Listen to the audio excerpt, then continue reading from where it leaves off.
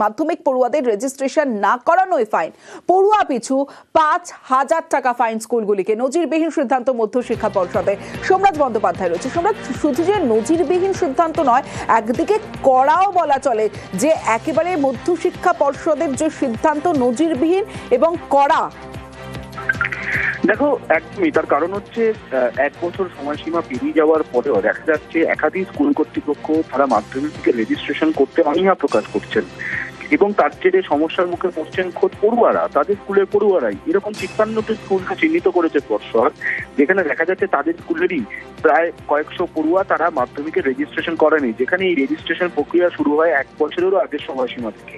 এবং পর্ষদের তরফে সেই কারণে কড়া নির্দেশ এই স্কুলগুলিকে দেওয়া হয়েছে যে রেজিস্ট্রেশন করতে হবে, কিন্তু সেটা ফাইন দেওয়া, সেই ফাইনের পরিমাণ ৫,০০০ টাকা। ৫,০০০ টাকা ফাইন দিতে হবে স্কুলগুলিকেই।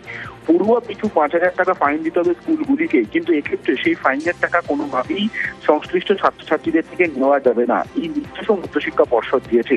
যদিও এই সিদ্ধান্তের বিরোধিতা করছে সংশ্লিষ্ট স্কুলগুলি, কিন্তু পর্ষদের এখানে একটা বক্তব্য রয়েছে, যেখানে যখন তারা নবম শ্রেণীতে ভর্তি হয়ে যান তারপরেই থেকেই রেজিস্ট্রেশন প্রক্রিয়া শুরু হয়।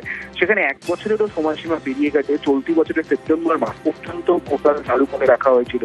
সেখানেও একাধিক স্কুল বিনা ফিতেই বা বিনা জরিমানাতেই ফর্ম ফিল আপ করেছে, রেজিস্ট্রেশন করিয়েছে। সেখানে এই স্কুলগুলির এই পড়ুয়াদের কেন রেজিস্ট্রেশন করানো হয়নি, আর সেই প্রশ্ন তুলে এবং এর আগের হাইকোর্টের নির্দেশকে উল্লেখ করে মধ্যশিক্ষা পর্ষদ করার নির্দেশ দিয়েছেন যে দেরিতে যারা রেজিস্ট্রেশন করেছেন, অর্থাৎ ৫৩টি স্কুল যাদেরকে চিহ্নিত করা হয়েছে, যারা এখনো পর্যন্ত রেজিস্ট্রেশন করায়নি, তাদের ৫,০০০ টাকা ফাইন দিতে হবে পড়ুয়া বাবদ, এবং ৫,০০০ টাকা ফাইন দিয়েই মাধ্যমিকের রেজিস্ট্রেশন করাতে হবে। বেশ, সোমনাথ।